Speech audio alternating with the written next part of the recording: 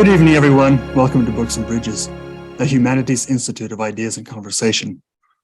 Here we chase the thrill of all things profound, beautiful, and wise, wherever they may exist, and let them enrich our public interactions and personal relationships. This hunt, this search for a more meaningful life, makes us better friends and citizens. Dialogue, the kind that ventures beyond our contented borders and sees the bright and frightening vistas of other people's minds, is the heart of a pluralistic society. In our murky times of myopia and mistrust, we need a lamp to light the world beyond our own doorsteps. This is what a poet does, kindles the fire that we only dimly feel and carries it a bit deeper into our souls. William Blake knew how to upset our easy complacences, scorching imagery and a vision that burns for love and justice. Where the imagination remains alive, attested Blake, there we find the divine within us. Our friend Mark Matheson will shed light on this vision and discuss how we can absorb it into our own lives. Dr. Matheson received his MA from the University of Utah and his PhD from the University of Oxford. He has taught English at the University of Utah for over 30 years.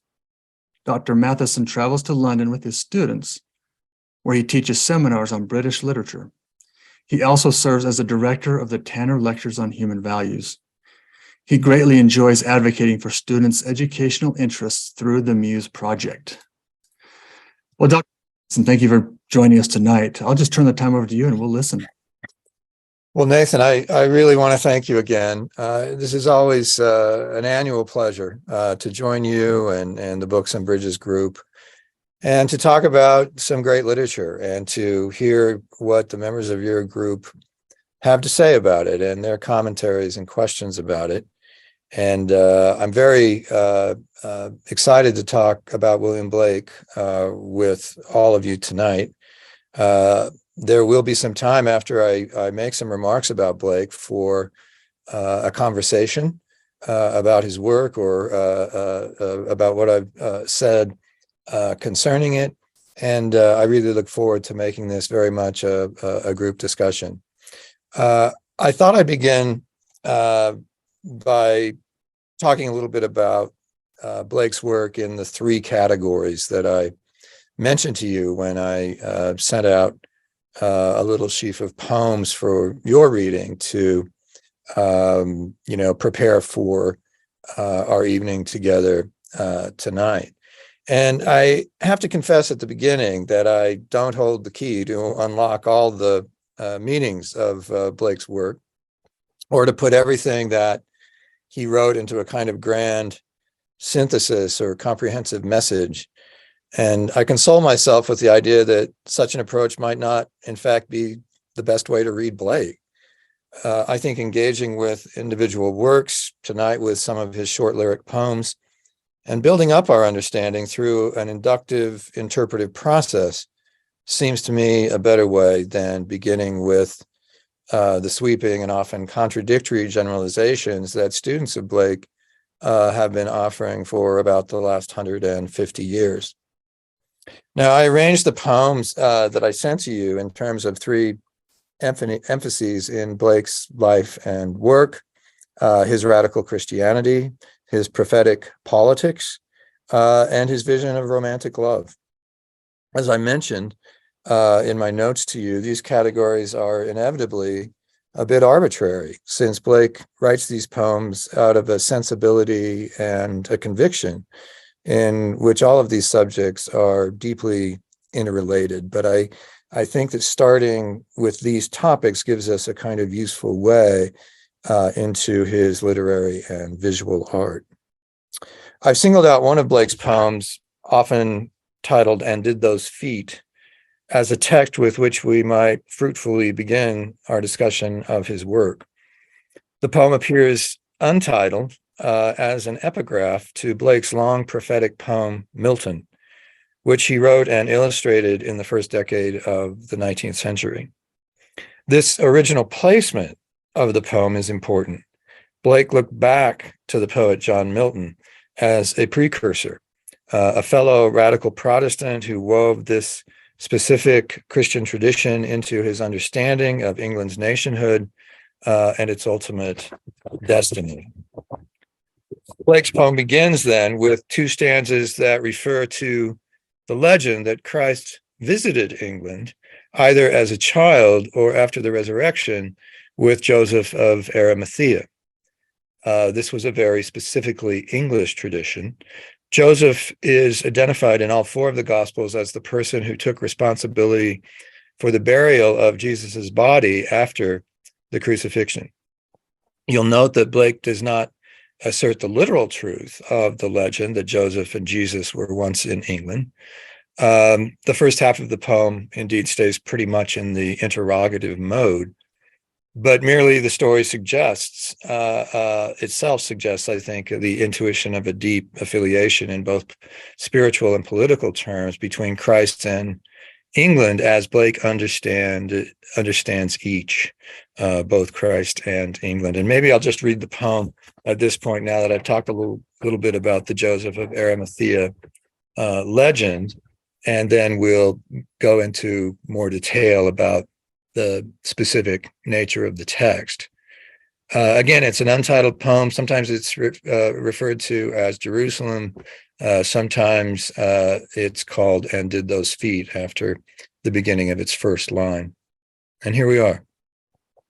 And did those feet in ancient time walk upon England's mountains green? And was the holy Lamb of God on England's pleasant pastures seen? And did the countenance divine shine forth upon our clouded hills? And was Jerusalem builded here among these dark satanic mills?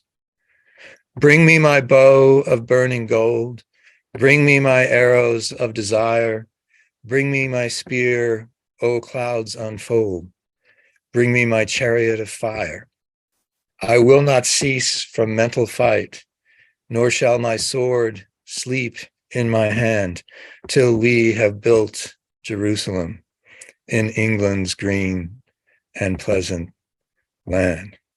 There's always a kind of movement, by the way, just as a slight digression, in England for this, poem of Blake's, which has been set to music, was set to music in the early 20th century, to somehow have this become the national anthem of Britain. And it is a very well-known and often read and sung poem in the English context. Well, what the poem evokes in its first two stanzas is a precedent moment that arouses the aspirations and self-dedication of the speaker in the second half of the poem.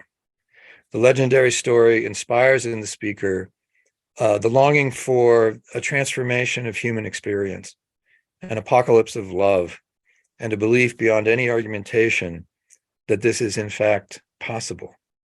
The second stanza suggests that from Christ's presence emanates the constructive powers that build the New Jerusalem. The poem represents this aspect of the legend, the first building of Jerusalem in England, within a pastoral context of great beauty and generative life, which contrasts sharply with the dark satanic mills of the second stanza's last line. Now, I think this reference to the dark satanic mills points quite literally to the ways in which the Industrial Revolution was beginning to degrade England's air and landscape, though some critics have disputed this reading.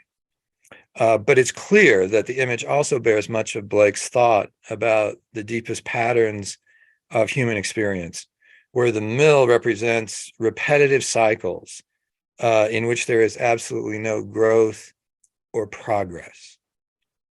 To be trapped in this pattern, in the cycle, whether it be a cycle of revenge or anything else, is to live under a tyranny that's almost impossible to escape. Breaking free from this stunted, hopeless life, and I think Blake probably saw that condition as more or less universal among his contemporaries, is exactly the liberating work that everyone can potentially do, and to which the artist has a unique calling. And thus we move from the questioning and excited exploration of the first half of the poem, those first two stanzas, to the last two stanzas, and that moment in the middle of the poem represents its major transitional moment. We advance from the legendary story, which carries the idea of an apocalyptic promise seeded into the English land, and from the evocation of England in Blake's day, which very briefly but powerfully sets the problem represented by his own society. The dark satanic mills, though a single reference in the poem, are doing a great deal of work in setting forth the logic and the vision of the poem. The third and fourth stanzas go on to the call to spiritual arms and the speaker's acceptance and declaration of his artistic and intellectual vocation. The third stanza alludes to two biblical passages. First is Ephesians chapter 6, which identifies and elaborates the full armor of the Christian. And the second is 2 Kings chapter 2, which relates the story of the prophet Elijah being carried into heaven on a chariot of fire. Both of these allusions continue into the final stanza, and I think they're extraordinarily important in understanding Blake's work. They both are especially resonant with Blakean meaning as part of this specific poem's move toward its climax. The passage from Ephesians emphasizes that Christian warfare is decidedly spiritual rather than material in character. This aligns completely with one of Blake's great imperatives, that the proper place for human struggle is not the actual battlefield, but the order of intellect and spirit. Indeed, this is a crucial part of the context of the poem we're reading and discussing right now. Just above it, above the poem, among the preliminaries and epigraphs to his long prophetic poem Milton, which I mentioned, and remember the poem was produced during the Napoleonic conflicts, Blake calls on his fellow contemporaries and artists to oppose those in England who, quote, forever depress mental and prolong corporeal war. That's an immediate part of the context for Blake's well-known poem that has also become a hymn. For Blake, all decisive human conflicts take place in the order of intellect and art. This is the only sphere in which progress toward unity and peace can really be made. So one can see the deep appeal for Blake of the Ephesians passage, in which the struggle of the spirit is not against, quote, flesh and blood or human foes, as it's also translated, but instead against the immaterial authorities and potentates of this present darkness. And the armory of the Christian is itself entirely spiritual in Ephesians, including the shield of faith and the sword of the Spirit, which is, of course, the same catalog of spiritual arms that Blake's poem specifically invokes.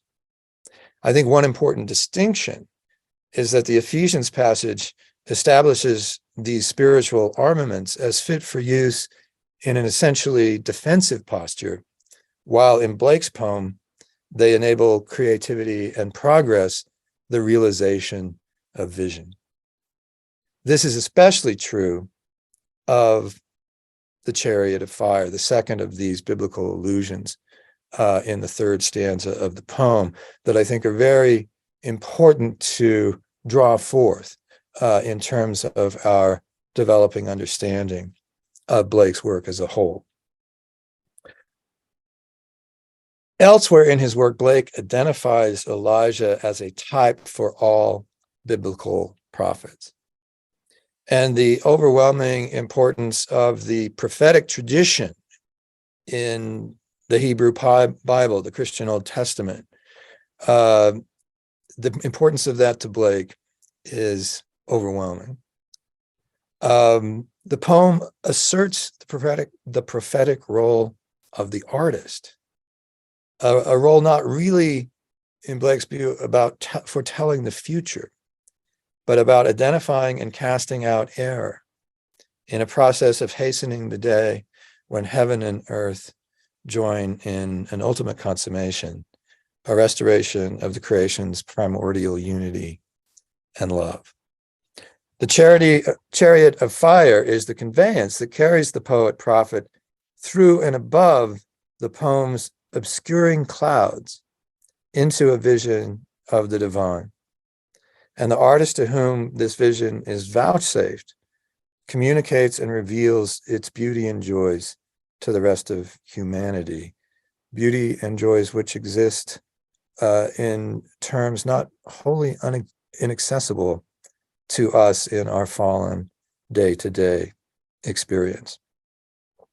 Blake's understanding of his own art thus emerges with great clarity at the end of the poem.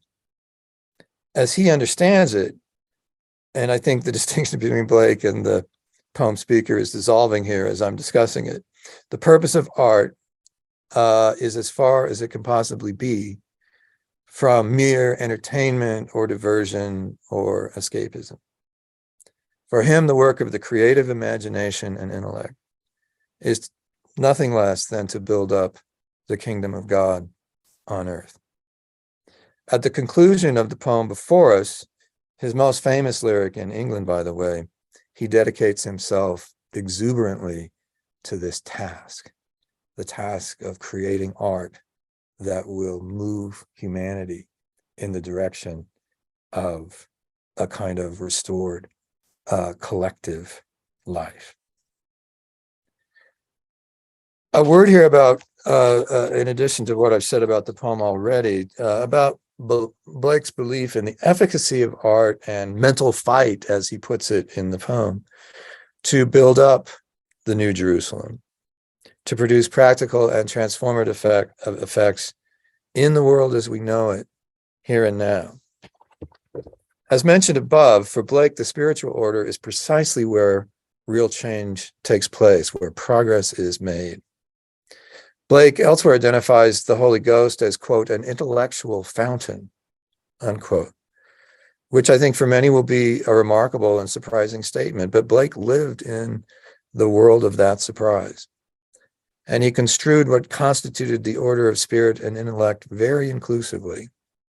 In another of the poems I sent to you for our discussion tonight, a poem called The Gray Monk, the monk says that not further physical conflict, but only the work of the spirit and creative intellect can purge war from the world. He says, unforgettably, and I want to read a couple of stanzas from late in the poem, in which he articulates his vision that war cannot do away with war permanently.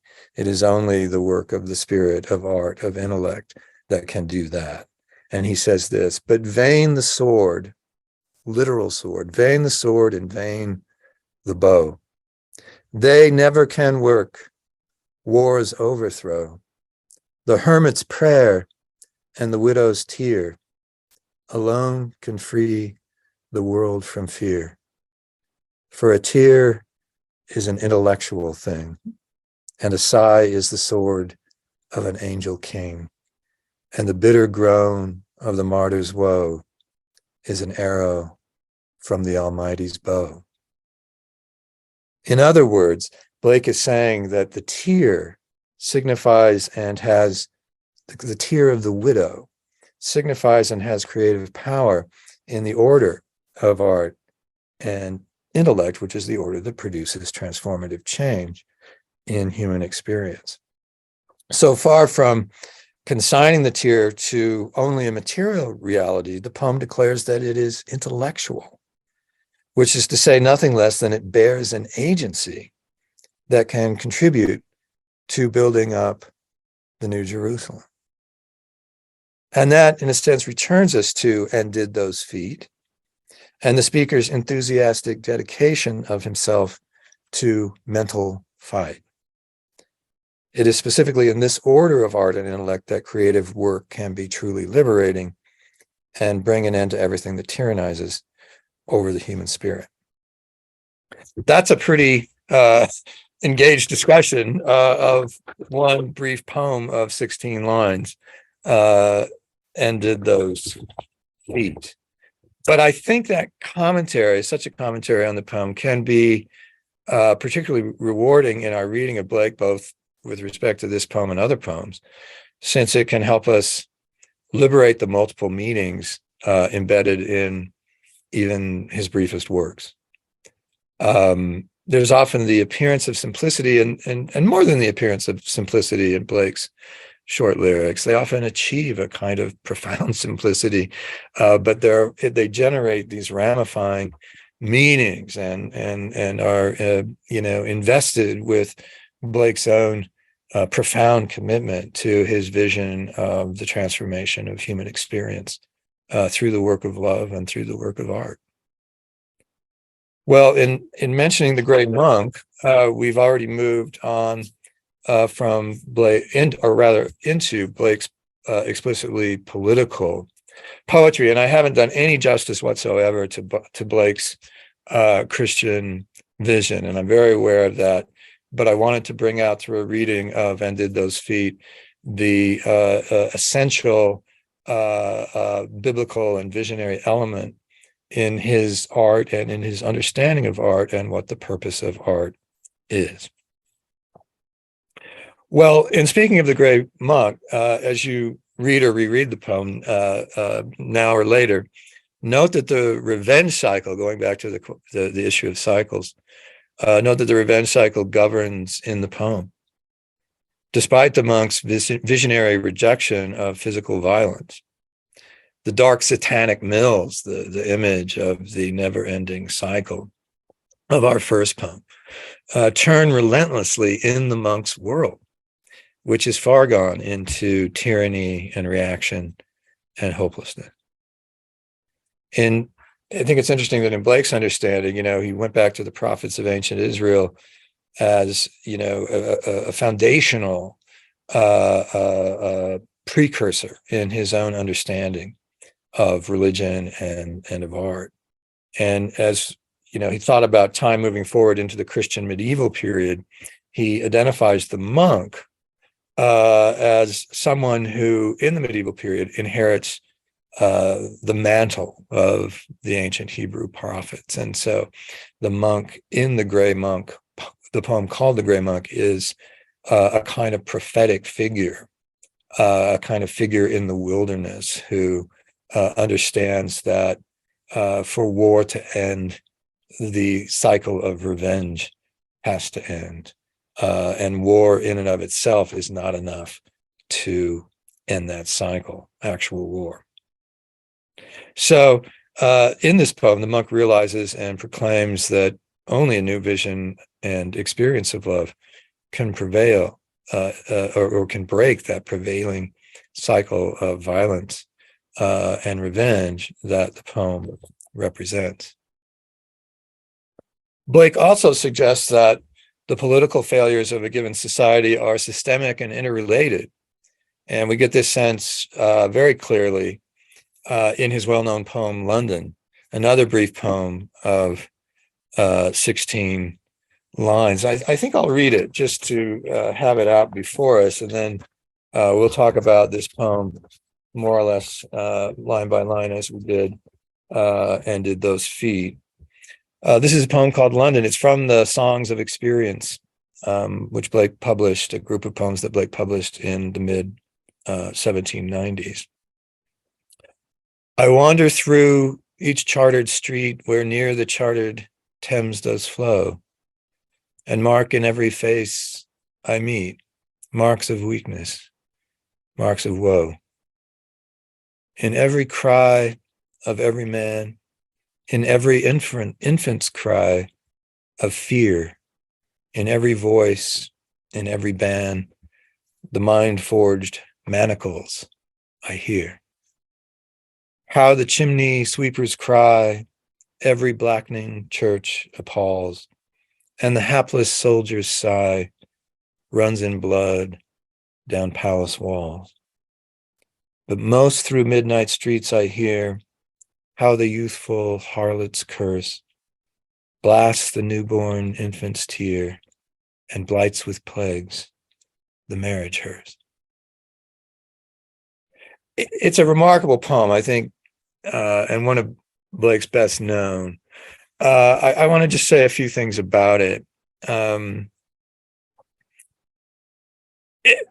London is subject, and all of the people who live there are subject to a kind of material and spiritual malaise in this poem, a pall that subdues both mind and body.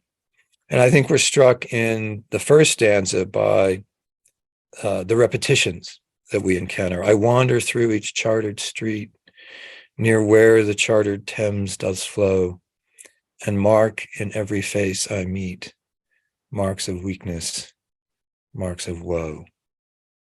The repetition of chartered and of mark and marks helps produce the sense of that deeply fallen world in which everyone in the world of the poem is immersed. Blake wanted spiritual liberation for everyone, but no one in this poem experiences it. Everyone is captive. The London of the poem is simultaneously an instance of the fallen world in the religious sense and of the fallen social reality of Blake's actual city and nation. And chartered is a particularly strong term repeated in lines 1, or stated in line 1, repeated in line 2. It calls up the sense of exclusive political and economic privileges and advantages granted to the few at the expense of the great mass of people in the late 18th century city. It suggests the word chartered, an ominous divide between wealthy and poor in Blake's world, and the poverty to which many, as Blake believes, are exiled. Every character in the poem is marked by this weakness and this woe. In the first stanza, the speaker sees impoverishment and its mental degradations figured materially in every face he passes on the London street. He also hears this in the cries of the second stanza. He hears specifically the mind-forged manacles that oppress the consciousness of every individual Londoner. I think this is a complicated image, mind-forged manacles, manacles being chained. It suggests the process by which the external deprivations of the poor are in some way internalized, a forging or imprinting into the spiritual life of a chained or captive condition that is the material condition of their lives in the society, typified and exemplified by London. The implication in the first stanza that individual human beings have turned into things and commodities, have been turned into those things by London, that implication is made more explicit in the third stanza, which evokes the child laborer, the chimney sweep, and the soldier who is merely used by governmental powers.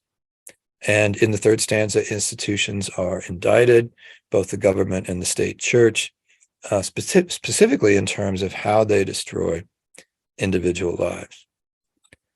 In the final stanza, the speaker hears the harlot's curse. But most through midnight streets I hear how the youthful harlot's curse blasts the newborn infant's tear. But most, why do we begin the final stanza with that? I think that the speaker hears it most, this cry, this curse of the prostitute, because it seems to shut down any possible change in the future of the poem's society. Infancy is referred to here for the second time in this brief poem.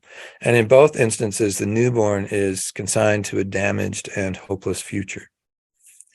The last stanza presents the sexual fallenness of the poem's world. The impoverished young prostitute, the sexually transmitted disease that the married man carries home, the blindness that this causes in his infant, the image of the marriage hearse with which the poem concludes suggests the deep connection in the text between existing and failing social institutions and lives lived in Blake's time in a condition of spiritual death. The critic E.P. Thompson has written that though there is no relief for the poor in the poem or in the future that it indicates, it doesn't somehow project an attitude of defeatism. Part of the reason for this lies in the compassion and indignation of the speaker, which in themselves suggest a challenge to the fallen political world the poem sets before us. Thompson also makes the point that the speaker does not set himself apart from the miserable social scene that he observes in the streets of London. The speaker implicitly acknowledges that he is immersed in the same medium of problems, of misery, of moral failures that the other characters in the poem find themselves in as well. Thompson also points to another poem by Blake in his notebook, never published in his lifetime, in which the top-down deceit built into a hierarchical and very unequal society. In this other poem, this notebook poem, this deceit forges fetters for the mind. So we get the same image of fetters and chains being somehow imparted to, internalized by individuals, by the failures of political and social institutions. And it's very important that for Blake, this forging of fetters, occurs on either side, on both sides of the class divide between an elite at the top and the masses in poverty at the bottom of society. Those fetters are, assumed into the minds or imprinted into the minds of the well-to-do in different form, just as they are in the minds of the poor. The whole system is problematic. It's also in this notebook poem that Blake offers a further possibility for the transformation of London's fallen reality, the fallen reality we get in the poem London. 4 lines that I just think are simply great and really, Blake at his most prophetic in terms of, in this case, the power of love. And the 4 lines are this: love to faults is always blind, always is to joy inclined, lawless winged and unconfined, and breaks all chains from every mind. Notice the chains in the mind again, and the force that can break those chains, not a force exercised, not a force that intervenes in the world of the short poem London, but elsewhere in Blake's work, he explores what might renovate the fallen condition, renew the spiritual life of Londoners that the Londoners that he evokes in his poem London. Thompson has a great phrase. He talks about cumulative elucidation. And he says we can get to this, we can elucidate Blake's poetry, sometimes, not denying in the least that it can be difficult, by cumulative elucidation, by reading his poems, inductively building our understanding of them, as I suggested at the beginning of our time together tonight. And I think this is really a really good example where the notebook poem, uses the very same image of the mind-forged manacles that we get in the poem London, and yet it also further explains how deceit can lock people down in social terms, and they can internalize this sense of their own captivity. But the force that could break these chains is, in fact, the force of love. And so I think this is a great example of how we can take one Blake poem and use it to further interpret another. It's only, in the poem London that this possibility, the possibility doesn't exist, but there still is a kind of hope in the poem. That I agree with Thompson about that. There's not a sense of defeatism. There's a sense that that's as bad as it is, and the poem offers some diagnoses as to why social reality is so bad in Blake's time. As bad as that is, there are still remedies. There are still ways forward. And as we read Blake's work more generally, we get a sense of that great understanding he has of the dialectic of, that goes on in the world and within each one of us, between a kind of fallen reality and a kind of imaginative empathy and creativity that art can manifest and can liberate in those who experience it. Blake's political vision, in other words, is consubstantial with his spirituality. Physical war is his abhorrence. A class-divided society with great inequality victimizes the poor and damages the life of the spirit in every one of its members, including the elite. His sympathies in the poem are clearly, and throughout his work, are clearly with the exploited.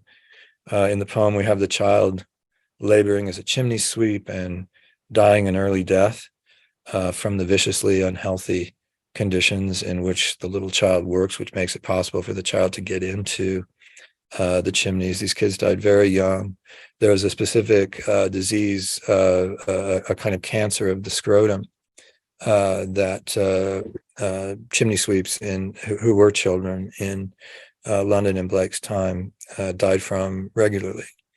And Blake was appalled that people were being turned into things, turned into commodities by the system as a whole, and found it simply incompatible not only with his own political vision, but with the religious vision that informs his politics throughout his work.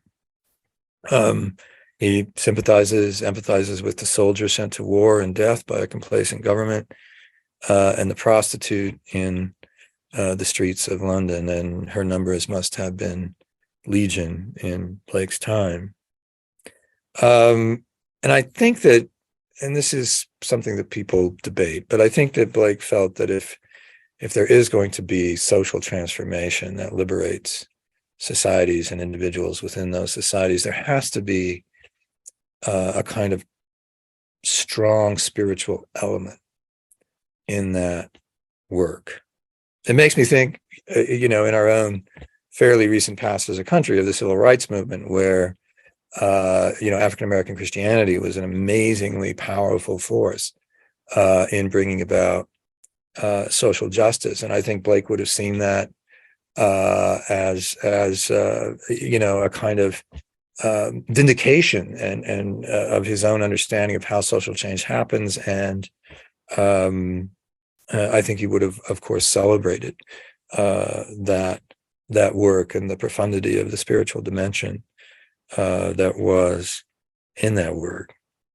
E.P. Thompson, whose commentary on Blake I've just cited, was a great 20th century English historian. He wasn't a literate critic. I really like reading commentaries on poems by someone who's immensely learned in Blake's period, but who isn't, in fact, a literary scholar. He brings a great insight, does Thompson, a great, amount of learning to the joyous work of reading Blake's poetry, and I give him a great deal of credit. Right, it was only just before his death in 1993 that he brought out his book on Blake that I've been referring to in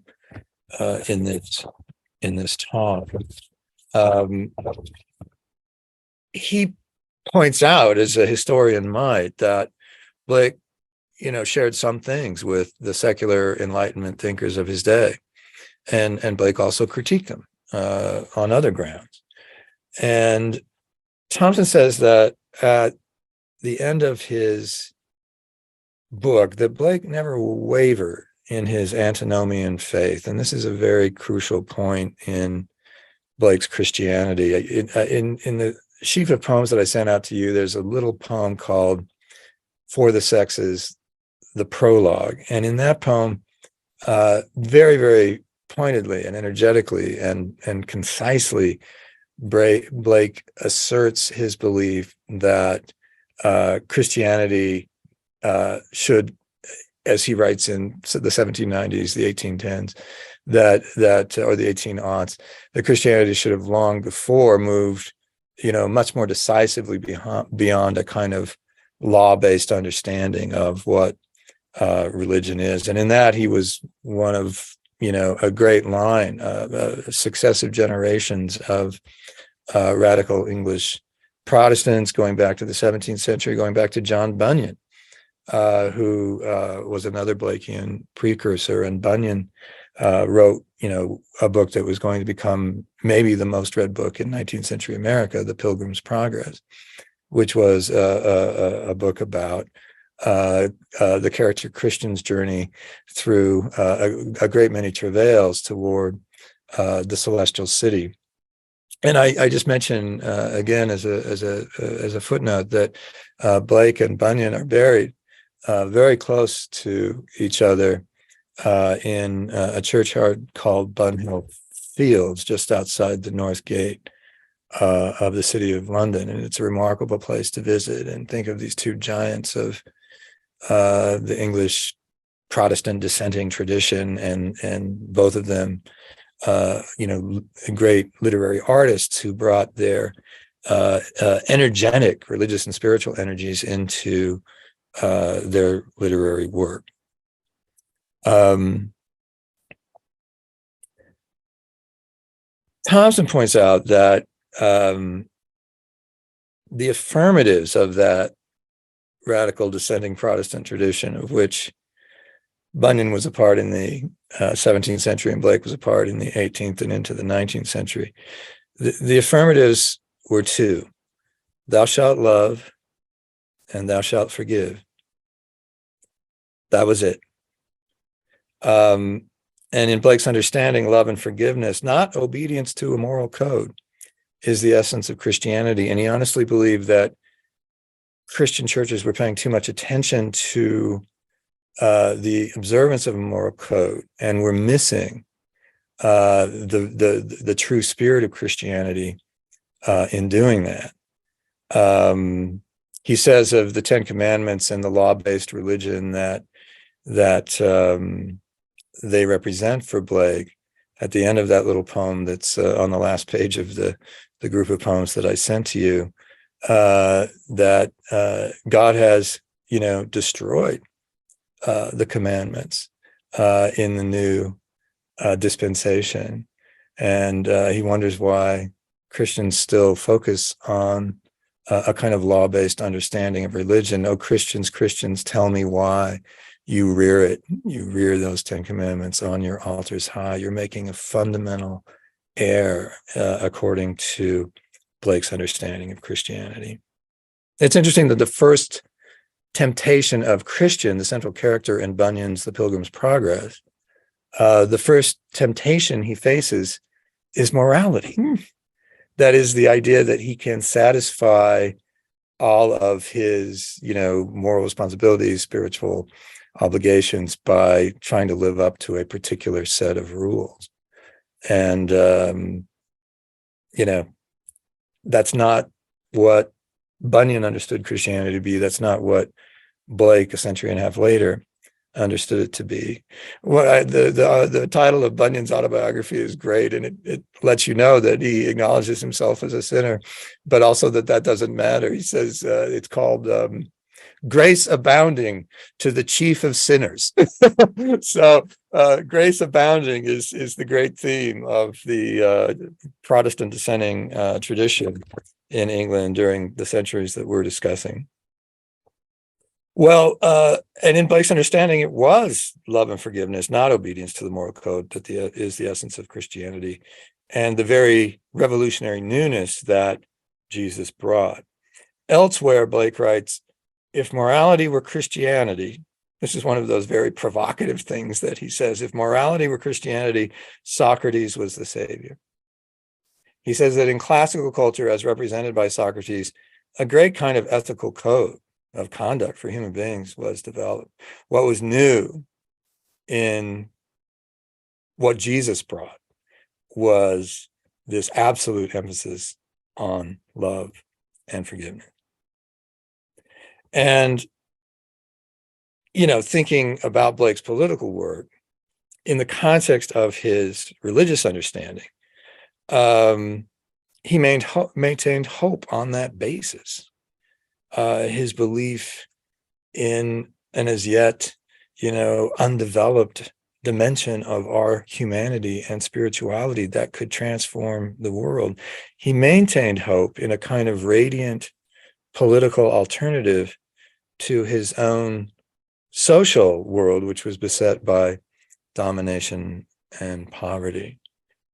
And because he believed that this alternative existed, he never became complacent. He never became cynical.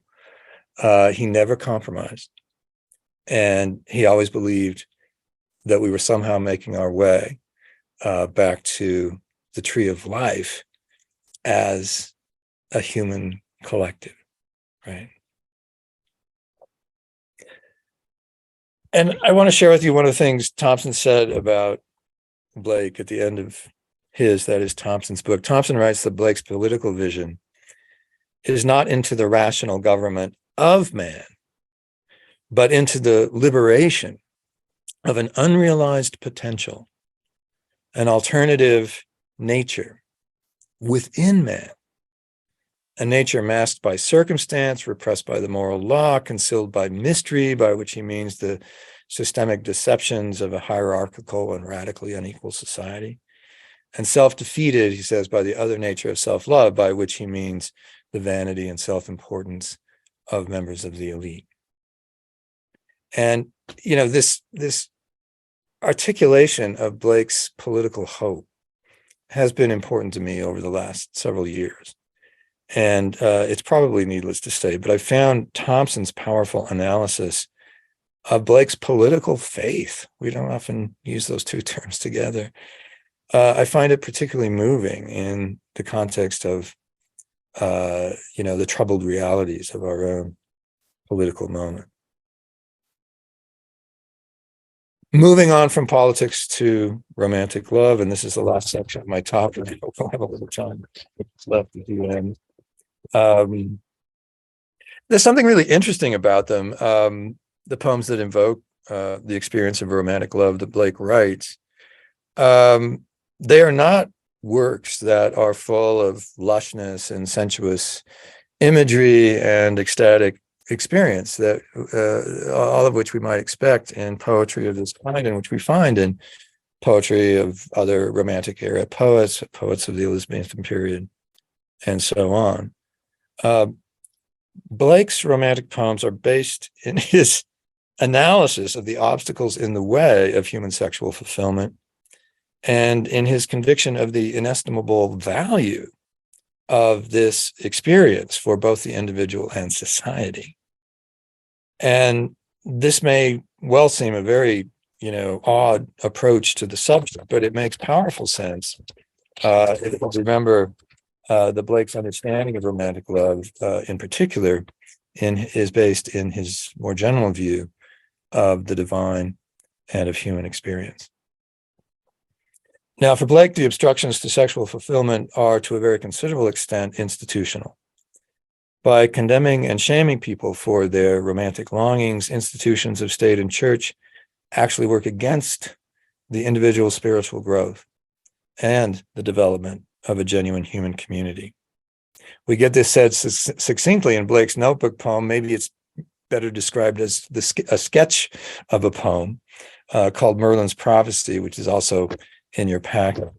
It goes this way: the harvest shall flourish in wintry weather when two virginities can meet together. The king and the priest must be tied in a tether before two virginities can meet together. Now, this is a somewhat comic image of the fussy king and priest being tethered aside in order for two virginal people to commence their spiritual work.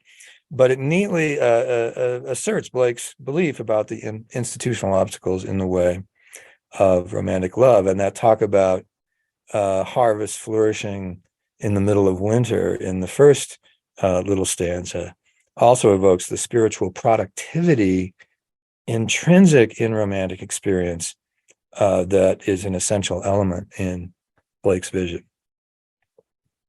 Elsewhere, Blake writes pointedly of the primary importance of this experience in human progress toward collective spiritual fulfillment.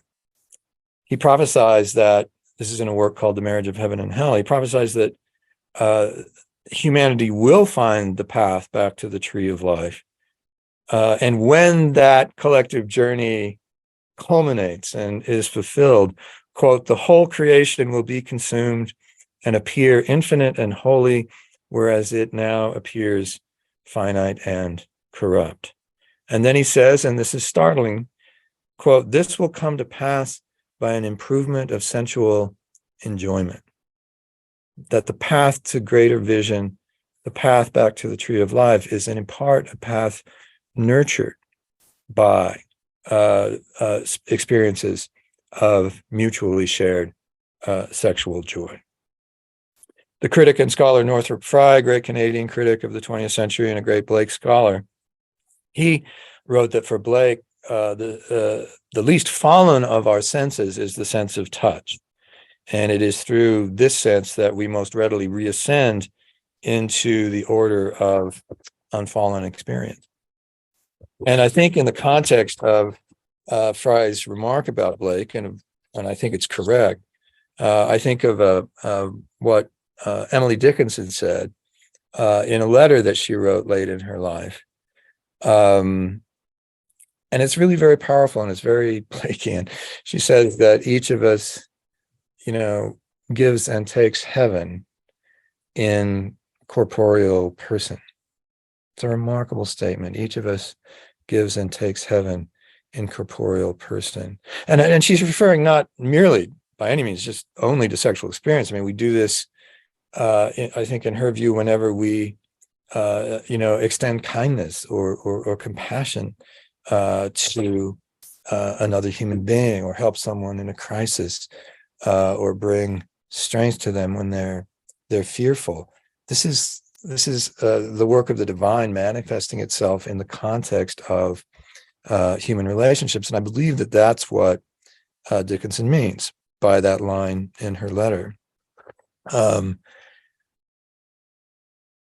I think Blake certainly, and I think Dickinson probably thought that, yes, sexual experience, mutual sexual love was another way, another means by which the divine was shared, is shared between human beings.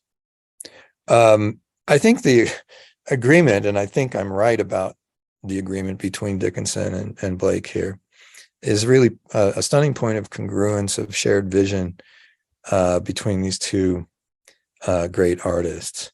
And, I haven't really talked about this significantly or nearly enough, but the idea that, we enact the divine and its beauty when we build each other up, when we build up other people, when we give them our love.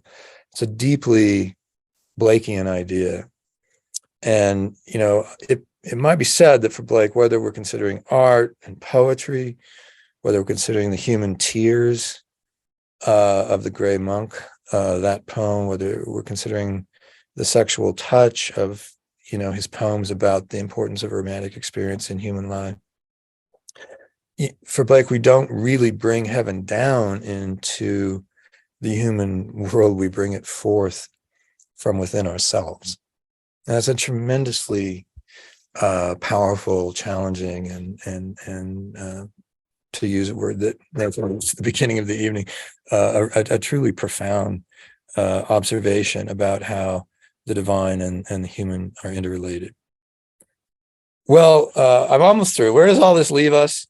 I think, as with all engagements with the work of William Blake, it leaves us at the beginning. Conclusions about Blake might be simply out of order. And if that's true, we can see that as a testament to the unceasing vitality of his art. I just will close by saying I need to tell you that there are times when I don't feel like I'm up to reading Blake, since he's always calling us to our full through his work.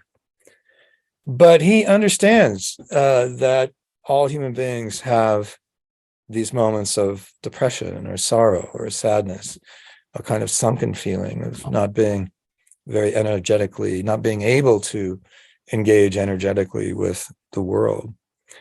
He understands those feelings, those experiences, because he had them himself on a page of his notebook, which also served him as a journal. He noted down the time of 7 to midnight on a winter's night. And over to the side, he records his experience of these hours from 7 to midnight with a single word. And he writes to one side, despair. But somehow Blake always recovered. And he always calls us, he's always calling us to greater vision and to the work of love. He accepted and valued the world of the Enlightenment and science and rationality, but he is trying also and perpetually to awaken in us the vision that leads humanity collectively back to the tree of life. Rather late in his artistic career, he wrote the following, and he refers to a guinea in this passage and in this quotation. Remember, a guinea is a coin. It's actually a pound and a shilling is what its value is. And so he's got a material piece of money in mind in this passage. He says this, that he's been questioned about his visions. And he records this. He says, what? It will be questioned, when the sun rises, do you not see a round disk of fire, somewhat like a guinea? And Blake replies, oh, no. I see an innumerable company of the heavenly host crying, holy, holy, holy is the Lord God Almighty. So Blake greeted the sunrise. Thanks very much. And I know we were a little, I went a little bit long, but if anybody has any questions or thoughts, I'd love to hear them. Thank you. That was wonderful. I think Blake is particularly relevant to us at this time of political division and I agree. Heightened sensitivities about so many aspects of what divides us, and this kind of mystical vision of looking at kind of human society through, not through politics or not through technology, but through something a little bit deeper and a little bit more mystical is very relevant to us. So thanks. And let's open this up to questions. I have a question I'll start it with, and then as everyone else, considers their questions, let me just try to articulate mine. And that is, I'm trying to get a sense for the environment in which a poet like Blake works. And it seems to me that he's kind of fueled by this mystical vision of the kingdom of God, a society in which people love and respect and see the value in each other and are able to draw out the potential in each other. But what's interesting to me is that while he has this vision, that poetry really does thrive in an unequal, harsh brutal world. I mean, poetry can kind of take that pain and kind of alchemize it in a way. And so his vision of art as a way to move out of that pain, does art reach its end when the kingdom of God is realized, or does art still have a role to play? Because art kind of deals in the pain of others, Yeah. And I think that, the last thing Blake is some kind of sentimentalist who just wants, rosy artists to, paint rosy pictures and things like that of the very difficult human world we live in, and the very real struggles that all of us have individually and that all societies have. I think Blake imagines a kind of perhaps, increasing momentum, a kind of, gathering of force as he hopes humanity will live more imaginatively, and forsake class divided society and forsake actual warfare in the name of following a kind of imaginative vision toward the goal, which, the book of Revelation is in everything he writes, and the idea that we can bring the New Jerusalem down through art is and sort of obliterate the divide between heaven and earth through the power of art. That's a very profound and major claim. It's a very large claim, but I think no, he doesn't imagine that in that sort of post-apocalyptic moment when the New Jerusalem has come into being and earth has passed away. I think he believes that there will only be more unfettered and completely free and collective, creativity that people will be liberated to practice and to share, and there will be communion in this sense. So, no, I think for him the creative imagination, maybe with a capital I, that everyone is capable of, is very much a part of the divine image in everyone, the divine identity in everyone, and that will only be more fully liberated in a kind of transformed or fully realized world of love. So art and creativity and imagination are not some kind of means to an end, but they are at the core already. They're Yeah. I mean, Blake said our capacity to love and to imagine and to empathize with others is, for him, the reality of Jesus in every human being, the divine image in every human being. So it's not only out there in the future, it's part of the mix in which we live here and now. For Blake. Yeah. Thanks. Let me just read this question from Betsy. Wonderful presentation, Mark. Really enjoyed your thoughts and the poetry. I was particularly interested in your discussion of Christianity as a motivating force in helping and bettering the world and how it emboldened the civil rights movement.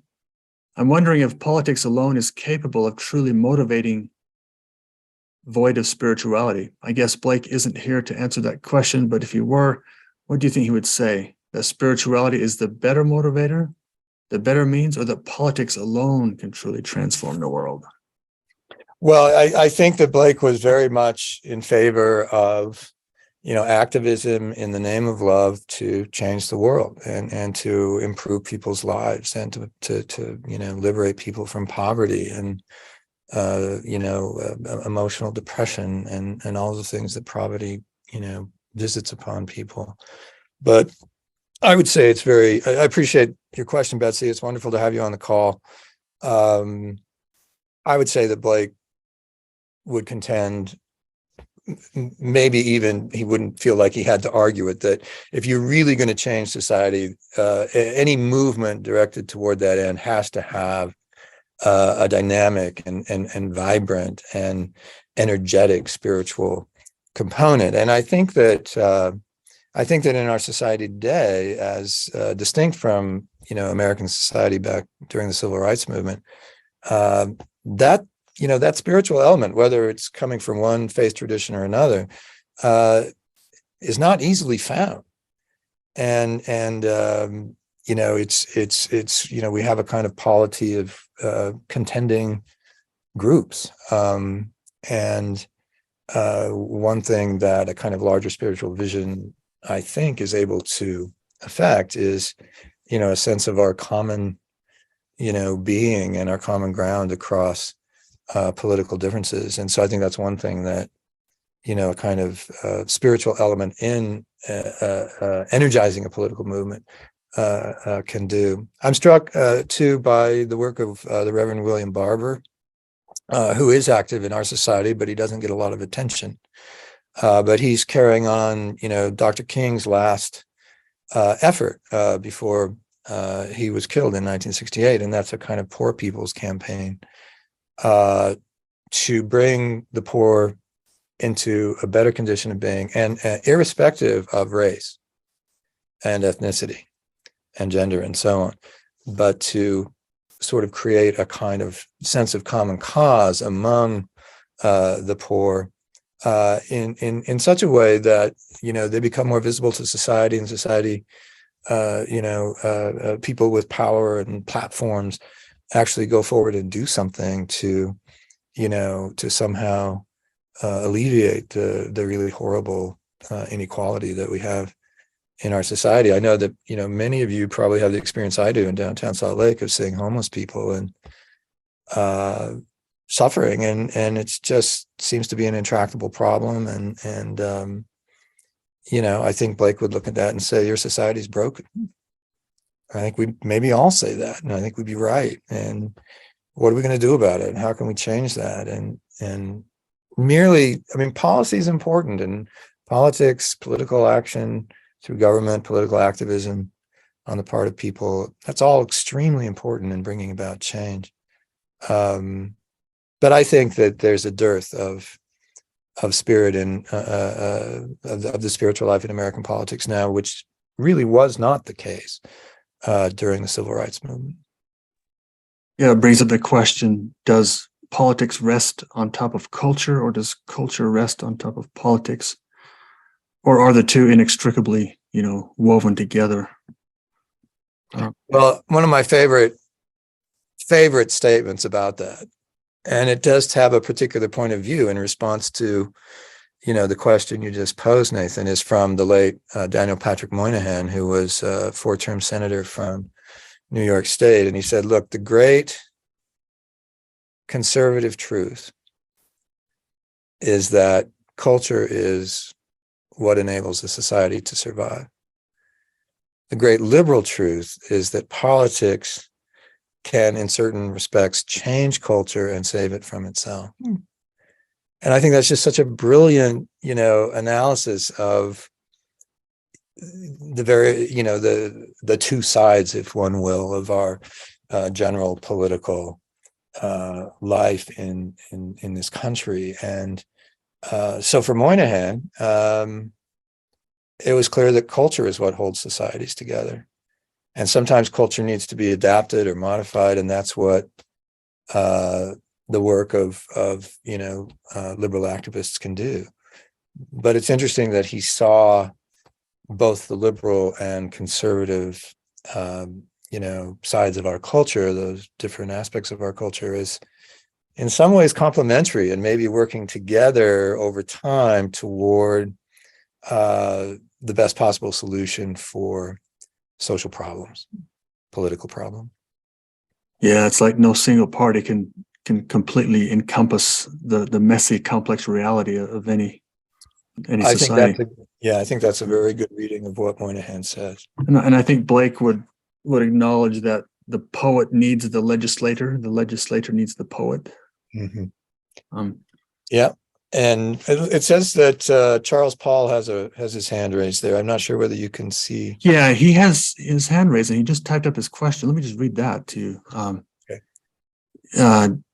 So he says, number 1, by contraries, truth is manifest. Was Blake really mystical? Did he resist unity as an end in favor of rivalry over the most beautiful, artful imagination of how resurrected beings might collaborate in ever new models of love? And is it true that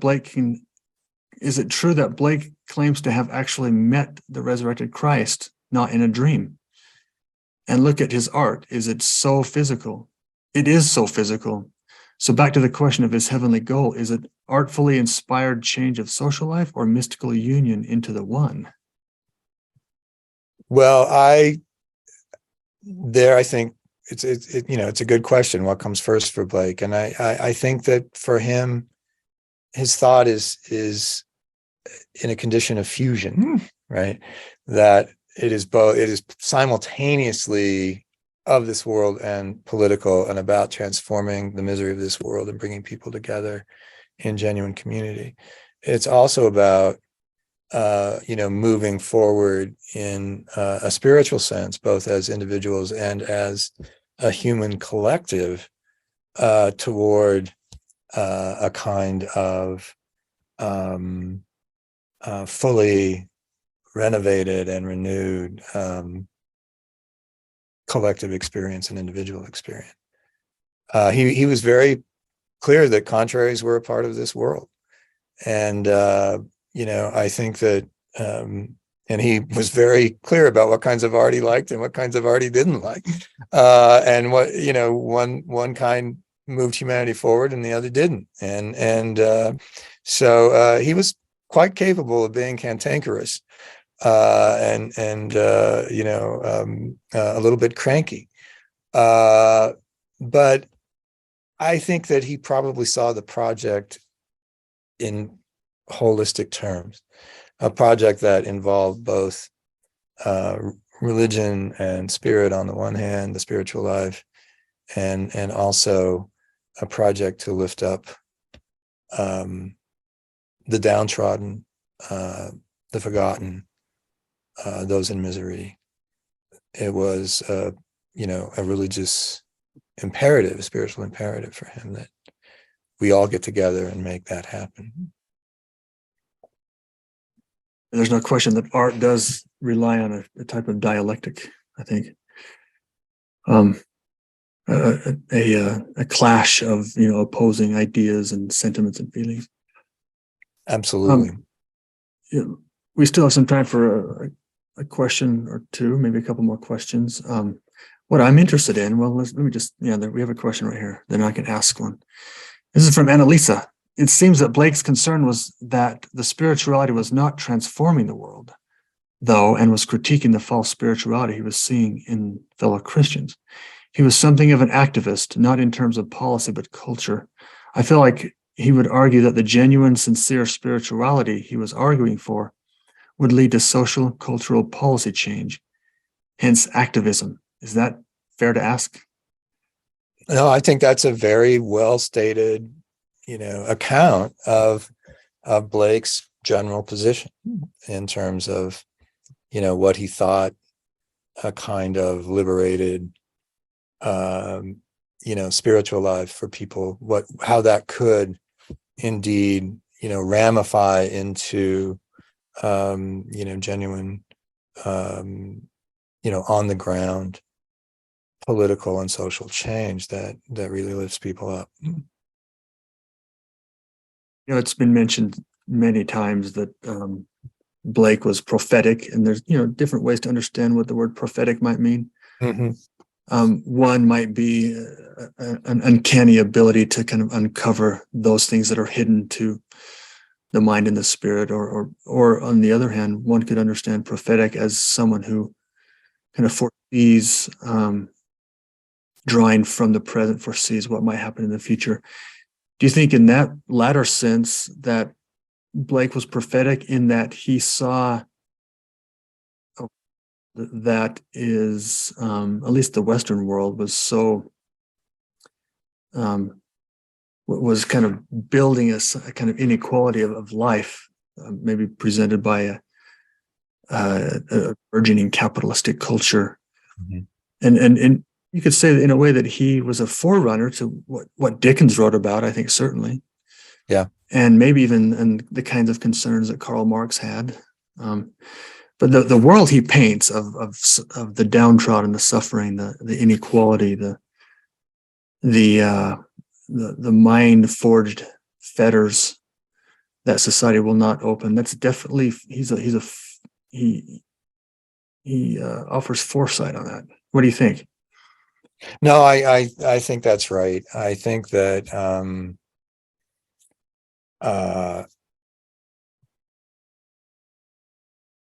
you know, he wasn't, in my understanding, a kind of systematic thinker about political economy.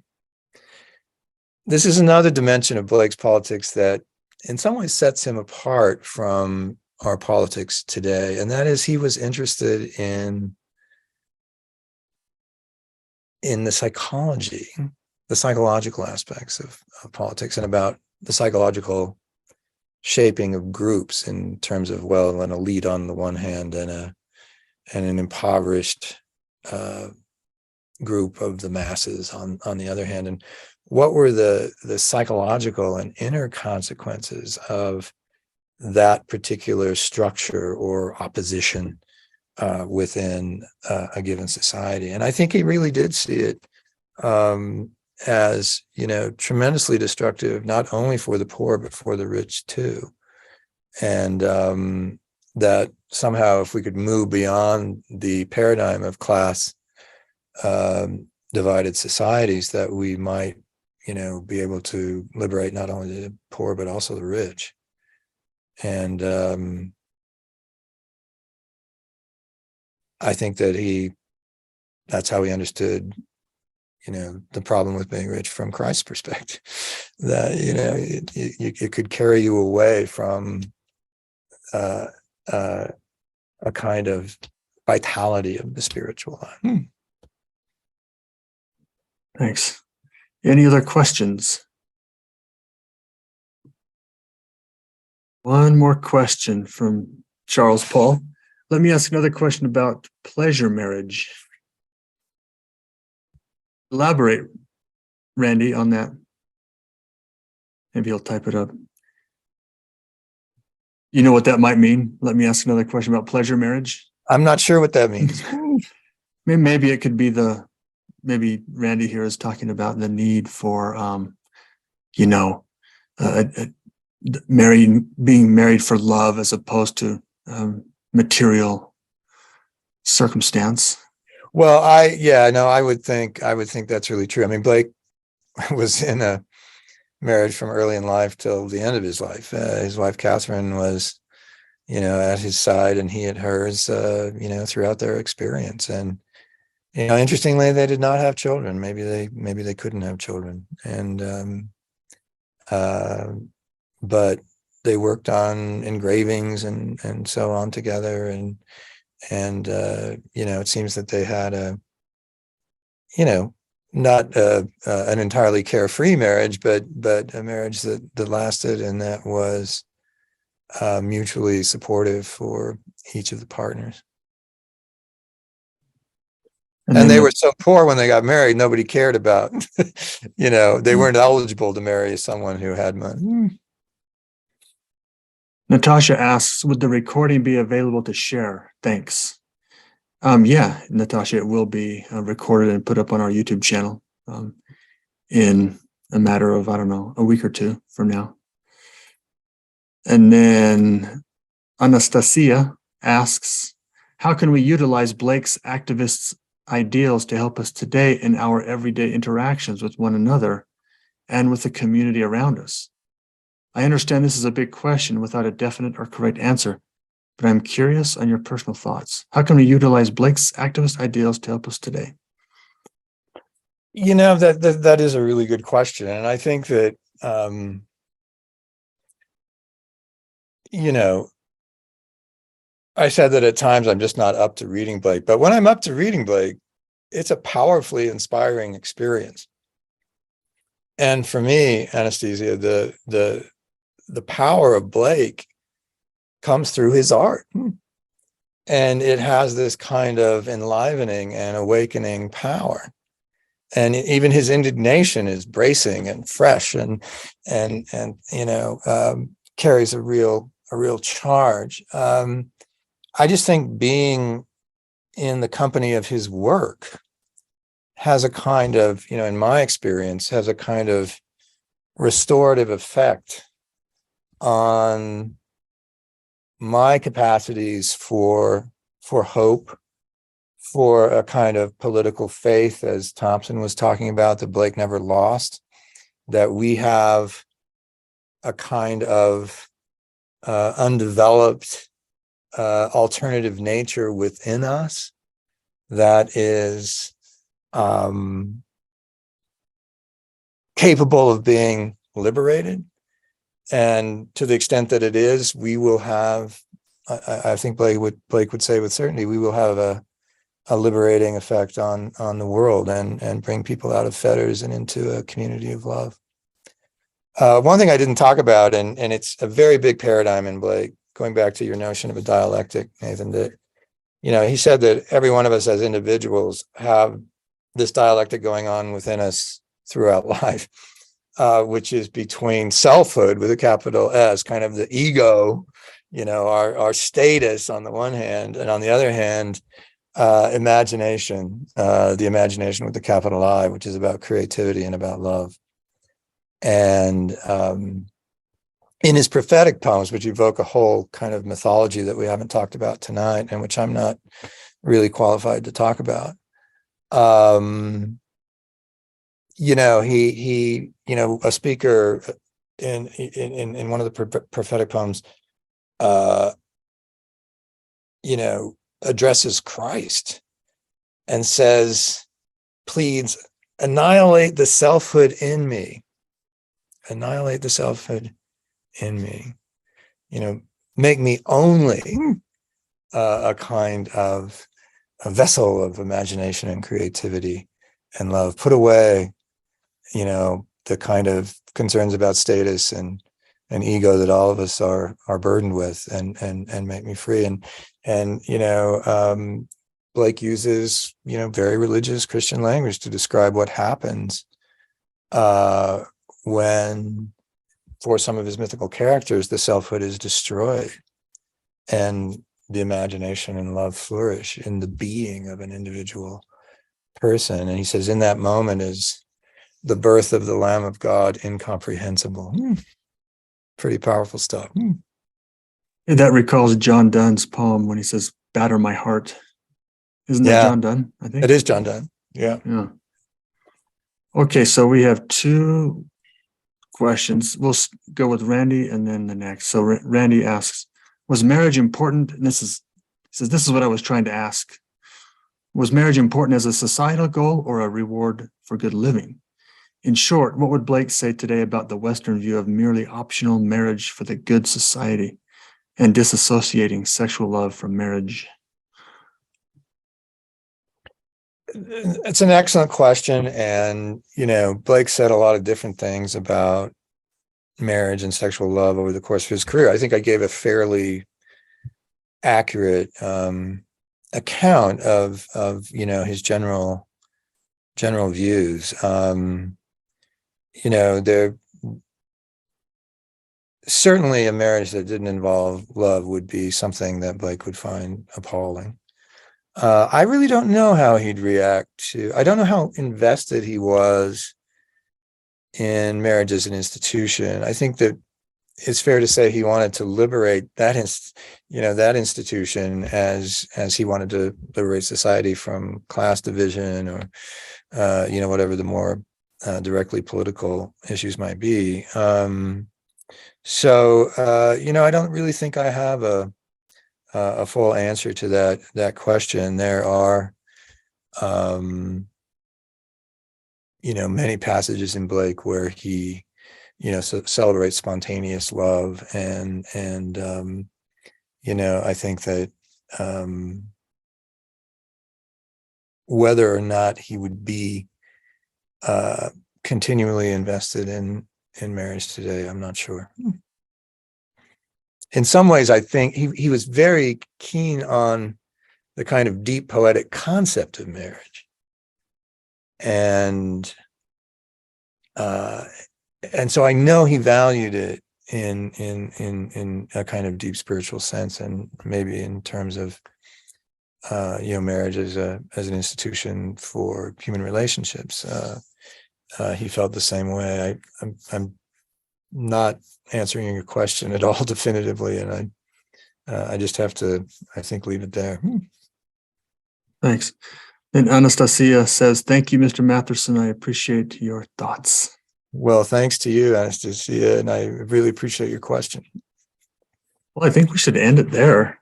This has been a fascinating, rich discussion. Makes me want to definitely go out and read more of Blake, more of the Blake that we aren't, accustomed to. Yeah.